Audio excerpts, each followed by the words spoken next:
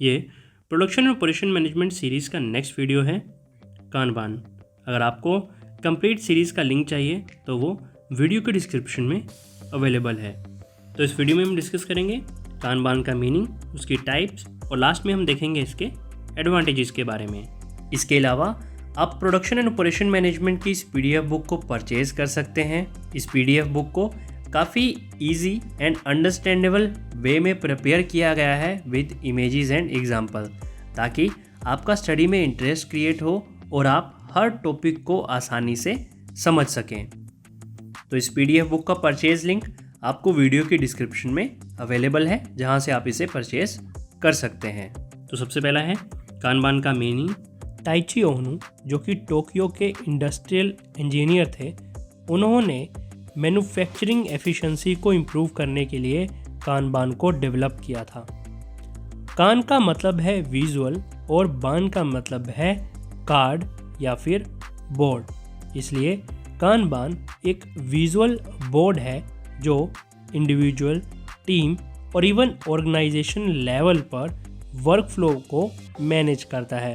Work flow मतलब काम को कैसे किया जाएगा स्टेप बाय स्टेप। ये एक इफ़ेक्टिव टूल है प्रोडक्शन सिस्टम को रन करने के लिए। ये कानबान का वर्क फ्लो है। सबसे ऊपर यहाँ पे आपको डेट बताई गई है कि ये किस डेट का है। तो यहाँ पर मैंने 1 तारीख जो डेट ले ली है, मंथ, ईयर वो मैंने ब्लैंक छोड़े हैं। यहाँ पर आप कुछ भी उसे फिल कर सकते हैं या जिस डेट का वर्क फ्लो होगा वो यहाँ पे फिल हो जाएगा। सबसे पहला बॉक्स है बैकलॉग का। बैकलॉग मतलब जो काम छूट गया है या जिसे हम टाइम पर नहीं कर पाए। टू डू, तो जो काम हमें करना है। वर्क इन प्रोग्रेस, जो काम हो रहा है। और डन, जो काम हमने कर लिया है। तो 1 तारीख के हिसाब से टू डू में हमारे पास 5 टास्क हैं। कुछ टाइम बाद हम इन काम को स्टार्ट करना शुरू कर देते हैं, जिसमें से 1 और 3 अभी भी टू डू में है, इस पर काम शुरू नहीं हुआ है, जबकि टास्क 2, टास्क 4 और टास्क 5 पर काम शुरू हो चुका है, इसलिए वो वर्क इन प्रोग्रेस में है।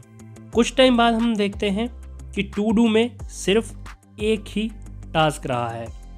टास्क 3 वर्क इन प्रोग्रेस में चला गया है, जो कि पहले टू डू में था, और टू डू में जो टास्क थे, जो कि टास्क नंबर 2, 4 और 5 थे, वो अब कंप्लीट हो चुके हैं। अब यहाँ से हमारा नेक्स्ट डे स्टार्ट होता है, जो कि है 2 तारीख। तो 1 तारीख को हमने सारा देखा टू डू में क्या था, वर्क इन प्रोग्रेस में और कौन कौन से कंप्लीट हो गए। अब 1 तारीख को हमने देखा कि 2 टास्क, जो कि टास्क नंबर 1 टू डू में है और टास्क नंबर 3 जो कि वर्क इन प्रोग्रेस में है, ये शुरू ही नहीं हुए या फिर कंप्लीट ही नहीं हुए। तो नेक्स्ट डे 2 तारीख को इन्हें बैकलॉग में ऐड किया जाएगा। क्यों? क्योंकि ये पिछले दिन का काम था जो कि कंप्लीट नहीं हुआ। जो भी नया काम होगा 2 तारीख का, उसे टू डू लिस्ट में ऐड कर दिया जाएगा। जिस पर काम शुरू हो जाएगा उसे वर्क इन प्रोग्रेस में शामिल कर दिया जाएगा, और जो जो टास्क कंप्लीट हो जाएंगे उन्हें यहाँ पर ऐड कर दिया जाएगा। तो 2 तारीख में ये हमारे 2 काम हैं जो पूरे नहीं हुए थे, और ये पुराने दिन के काम हैं जो पूरे हो गए थे। अब यहाँ पर एक और बात का आपको ध्यान देना है।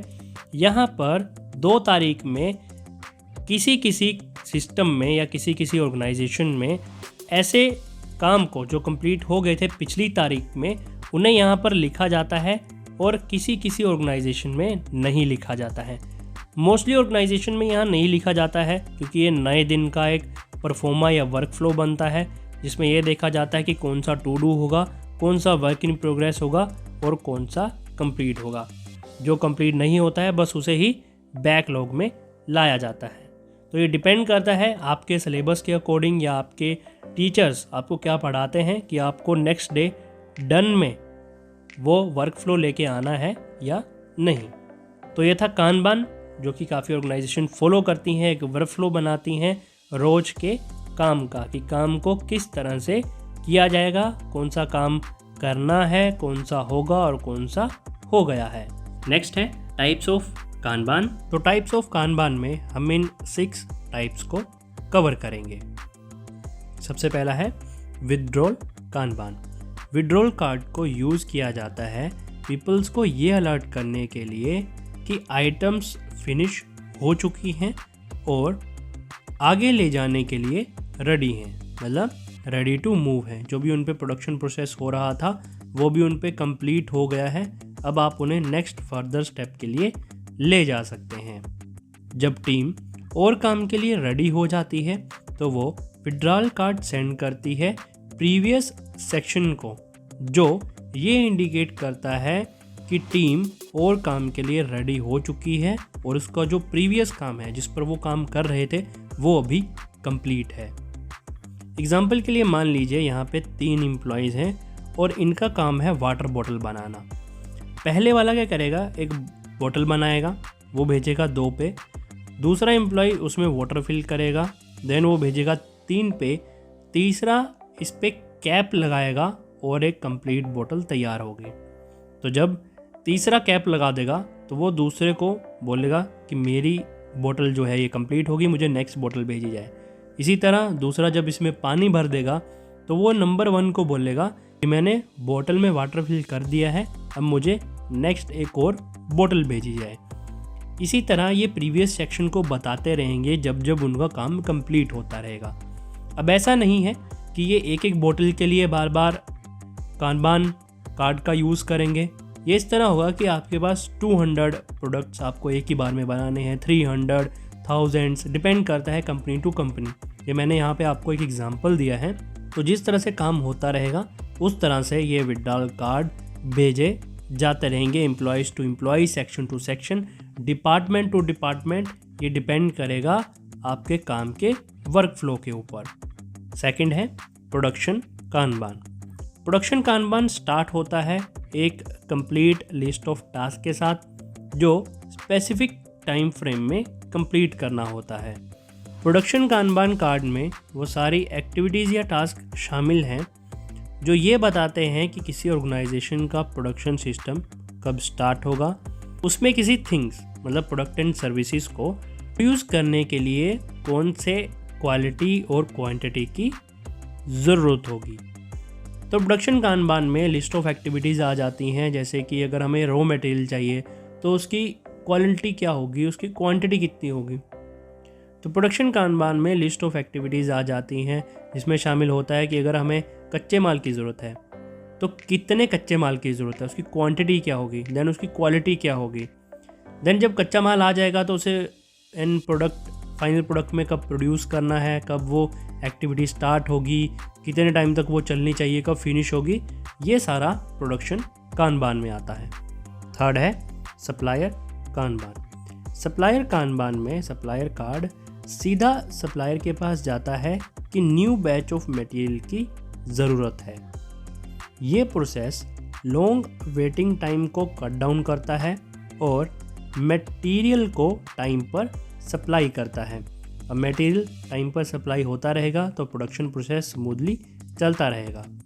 तो इंस्टेड ऑफ बजाय कि प्रोक्योरमेंट डिपार्टमेंट को रिक्वेस्ट करे कि हमें नए माल की ज़रूरत है और वेट करे उनकी रिक्वेस्ट को प्रोसीड होने के लिए, ऑर्गेनाइजेशन डायरेक्टली कम्युनिकेट कर सकती है और मटेरियल को ऑर्डर कर सकती है।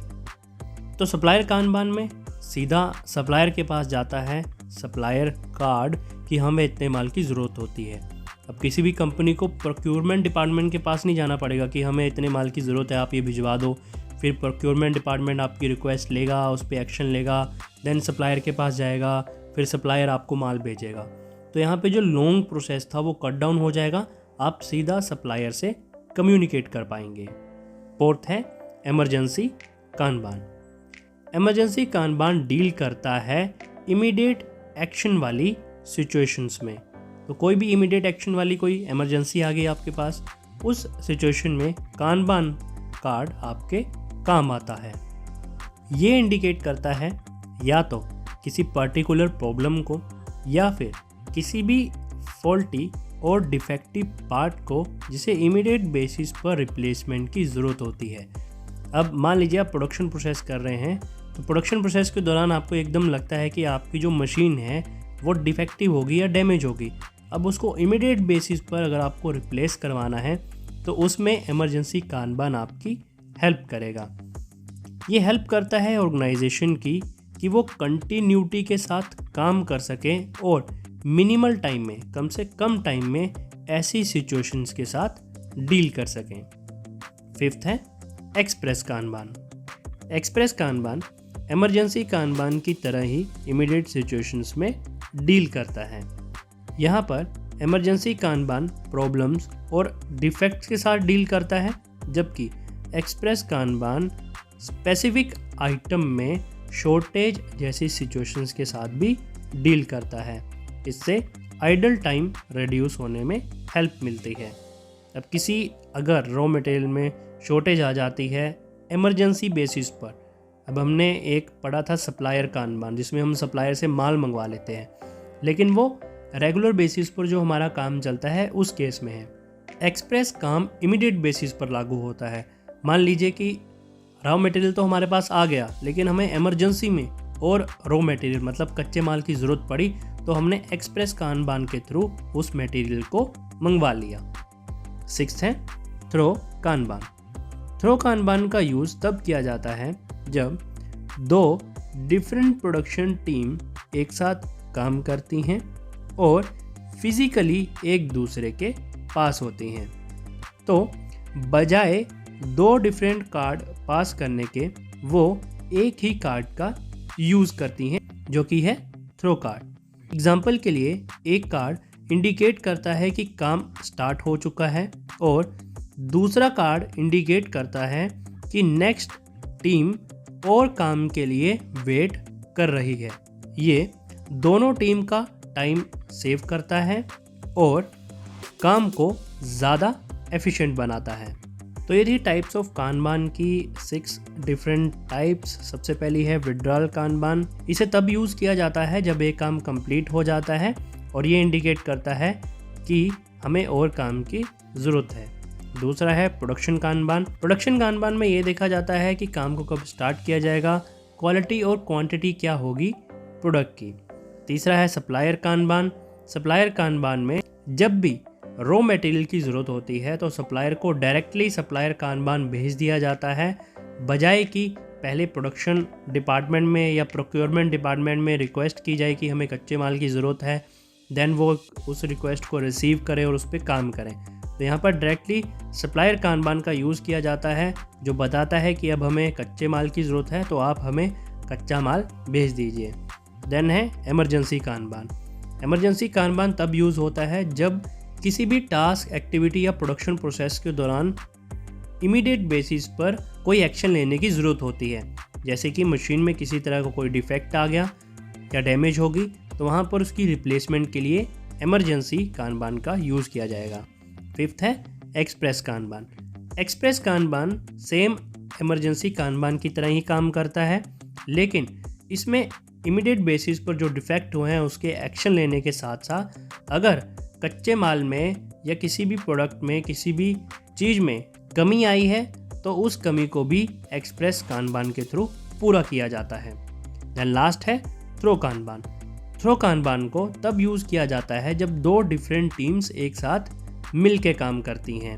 इससे टाइम और मनी दोनों सेव होते हैं। देन इस वीडियो का लास्ट टॉपिक है advantages of Kanban.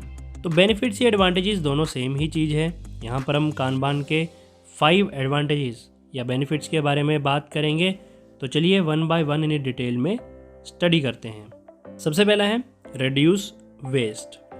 Kanban system में प्रोडक्ट को तभी प्रोड्यूस्ड या मैन्युफैक्चर्ड किया जाता है जब उनकी ज़रूरत होती है। इसलिए बिफोर, ड्यूरिंग और आफ्टर प्रोडक्शन कोई भी मटेरियल एक्स्ट्रा नहीं बचता है। ये ओवर प्रोडक्शन के फियर को एलिमिनेट करता है और वेस्ट को रिड्यूस करता है। सेकंड है इंक्रीजेस आउटपुट। प्रोडक्शन तब रुक जाता है जब मैन, मटेरियल, मशीन एक्सेट्रा जैसी चीज़ों में कोई प्रॉब्लम आती है। कानबान सिस्टम में ऑर्गेनाइजेशन प्रॉब्लम्स को इजीली आइडेंटिफाई कर लेती है, जिससे कि उन्हें क्विकली करेक्ट किया जा सकता है। मतलब अगर हम इजीली प्रॉब्लम्स को आइडेंटिफाई कर लेंगे तो जितनी जल्दी हो सके उन्हें करेक्ट कर सकेंगे। इसलिए कानबान प्रोसेस के दौरान वेटिंग टाइम को रिड्यूस करता है, जो ऑटोमेटिकली प्रोडक्शन को इंक्रीज करता है। थर्ड है reduces total cost. Kanban system total cost को रिड्यूस करता है, और वो कैसे? ओवर प्रोडक्शन को रोकता है, प्रोडक्शन में फ्लेक्सिबिलिटी को लेके आता है, वेस्ट और स्क्रैप को कम करता है, वेटिंग टाइम को मिनिमम करता है और इन्वेंट्री कॉस्ट को कम करता है। तो इन सभी की हेल्प से टोटल कॉस्ट में रिडक्शन होती है। फोर्थ है प्रोवाइड फ्लेक्सिबिलिटी इन प्रोडक्शन। अगर ऑर्गेनाइजेशन डिमांड में सडन इंक्रीज या डिक्रीज होने जैसी सिचुएशन को फेस करती है तो कानबान ये इंश्योर करता है कि ऑर्गेनाइजेशन उसमें स्टक ना हो जाए, मतलब फंस ना जाए कि डिमांड ज़्यादा होगी अब वो पूरी नहीं कर पा रहा है, या डिमांड कम होगी तो मटेरियल ज़्यादा है अब वो वेस्ट हो जाएगा।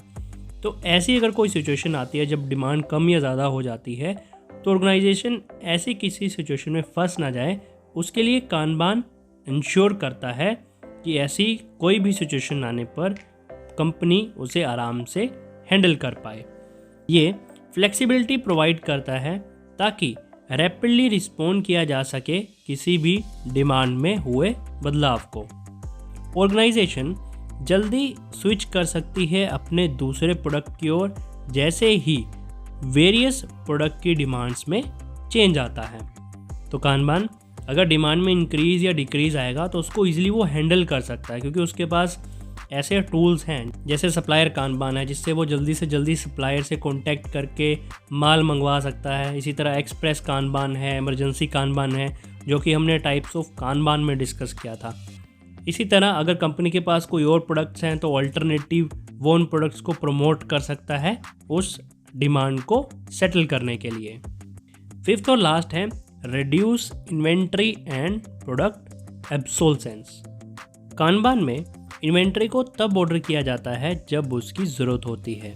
यह हेल्प करता है स्टोरेज स्पेस की नीड को रिड्यूस करने में। अब मान लीजिए कि जितनी रिक्वायरमेंट है अगर हम उतना ही सामान मंगवाएंगे तो स्पेस हमें कम ज़रूरत पड़ेगी, और वहीं ज़रूरत से ज़्यादा अगर हम सामान मंगवा रहे हैं तो उसे रखने के लिए स्पेस ज़्यादा चाहिए। तो इसलिए कानबान की हेल्प से जो स्टोरेज स्पेस जितनी ज़रूरत होती है उतने में ही हमारा काम चल जाता है। जब इन्वेंट्री को ऑर्डर किया जाता है तो उसे as per the requirement order किया जाता है, और इस इन्वेंट्री को लंबे समय तक स्टोर करने की ज़रूरत नहीं होती है, जिसका रिज़ल्ट ये होता है कि प्रोडक्ट की एब्सोल्सेंस बिल्कुल ना के बराबर या फिर कम होती है। तो ये थे कानबान के 5 एडवांटेजेस।